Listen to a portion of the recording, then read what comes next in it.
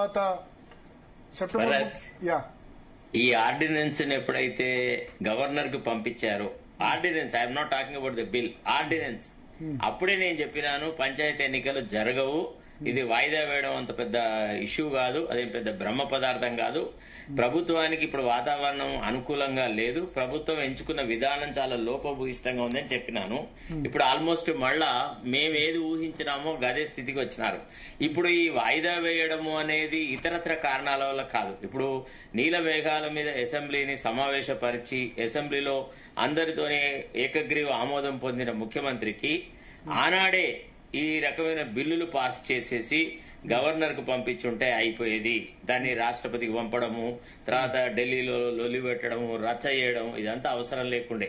అనవసరమైనటువంటి వ్యయ ప్రయాసలు. ఒక రకంగా ఏంటంటే ప్రతి అంశంలో రాజకీయం చూసుకోవాలి, రాజకీయంగా మనకు ఉపయోగపడాలి. బీసీలు బీజేపీ వైపు పోవద్దు, లేకపోతే బీఆర్ఎస్ వైపు పోవద్దు, కాంగ్రెస్ కు గుత్తాధిపత్యం ఉండాలా అని ఒక తుచ్చమైన ఆలోచనతో ఈ వ్యవహారాలు ప్రొసీడ్ అయినారు తప్ప బీసీలకు 42% రిజర్వేషన్ ప్రొవైడ్ చేయాలన్నటువంటి నిజాయితీ గల ఆలోచన జరగలేదు. సో కాబట్టి ఈనాడున్న పరిస్థితులు కేవలము వాళ్ళు తెచ్చుకున్న పరిస్థితులే. మనం విత్తనం లేటుగా నాటితే మొక్క కొద్దిగా లేటుగానే వస్తుంది, కోతకు చాలా లేటుగానే వస్తుంది. వ్యవసాయంలో మనం అది చూస్తూనే ఉంటాం. ఇక్కడ కూడా అంతే, కావాలని దీన్ని అంతగా ఒక రకంగా నానుస్తూ వచ్చినారు. ఒక 3-4 రోజుల కింద ఒక ఇంటర్వ్యూలో నేను చెప్పినాను ఏమని, ముఖ్యమంత్రికి ఉన్న రిపోర్ట్స్ ప్రకారం, ఇంటెలిజెన్స్ రిపోర్ట్స్ ప్రకారము రాష్ట్రంలో ఇప్పుడున్న పరిస్థితి ముఖ్యంగా ఏంటంటే ఈ రైతు భరోసాకి, రైతు బంధు కోసం అతను నిధులు ఇచ్చి ఏదైతే విడుదల చేశాడో దాన్ని రైతులు మర్చిపోయారు. ఇప్పుడు రైతులకు ఇంపార్టెంట్ సమస్య ఏంది అని అంటే ఎరువులు, తర్వాత ఈ అకాల అంటే ఈ వర్షాల వల్ల, అతి వర్షాల వల్ల పంట నష్టపోయిన వ్యవహారం. వీటికి ఏ రకమైన రిలీఫ్ లేక చాలా రైతాంగం మొత్తం ఇవాళ రోడ్ల మీద కూర్చొని ఉన్నారు, బైఠాయించి ఉన్నారు.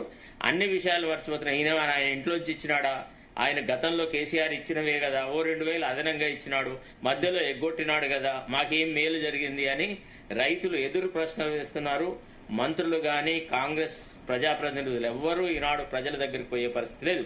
కాబట్టి under political expediency only the government is thinking about postponement of the election. It is possible if they write if they give a petition before the High Court saying that we are bound to have conducted the election by 30th September, but on account of these circumstances we are not able to do so.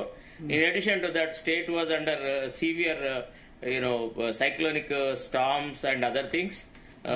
Heavy rains ఉండినాయి, రైతులు చాలా నష్టపోయారు. ఈ పరిస్థితులలో elections conduct చేయడం సజావుగా సాధ్యం కాదు అనేటువంటి రిక్వెస్ట్ చేస్తే టైం డెఫినెట్ గా ఇస్తారు.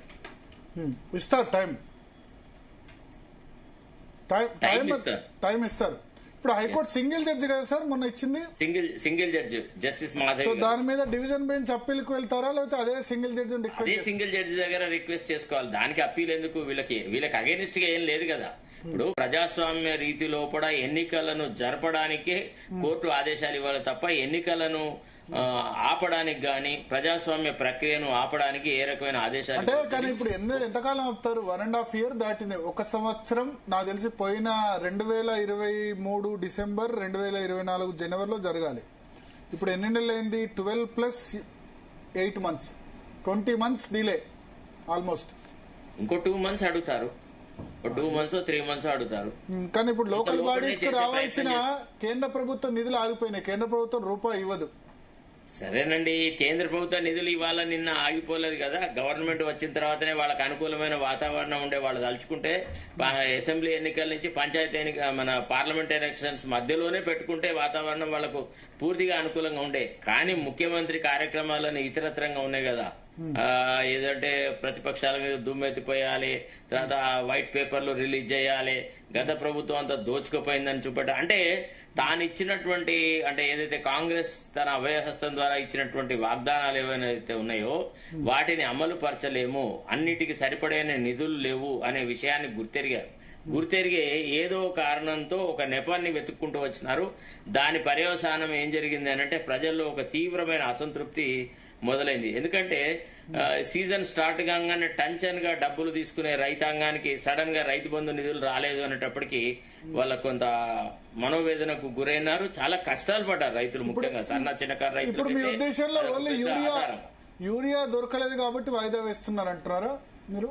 యూరియా కూడా one of the factors. Urea is one of the factors. అంటే ఎన్నో కారణాలున్నాయి. బీసీలలో కూడా చాలా తీవ్ర అసంతృప్తి ఉంది. ప్రభుత్వం ఒక రచ్చ చేసింది, మా రిజర్వేషన్స్ ని ఒక అనవసరమైన సమస్యలాగా జటిలం చేసింది.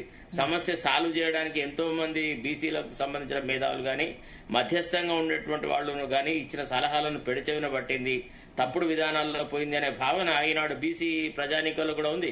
నిజానికైతే నేను ఎప్పుడో చెప్పినాను ఈ పద్ధతి, ఈ రకంగా చెయ్యండి, జీవో ఇవ్వండి, అన్ని రెడీ పెట్టుకుని పంచాయతీ ఎలక్షన్లకు పోతే బాగానే ఉంటుంది అనే మాట చెప్పినాను.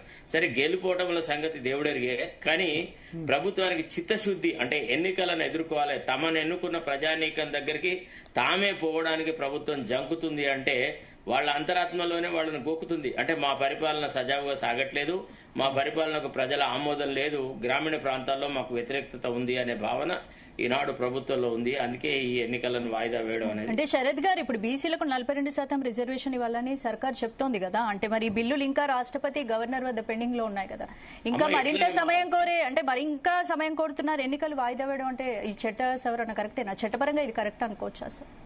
చూడు తల్లి, ఒక విషయం చెప్పన్నా, చిత్తశుద్ధి ఉంటే, నిజాయితీ ఉంటే ఇంత సమయం పట్టకపోతుండే.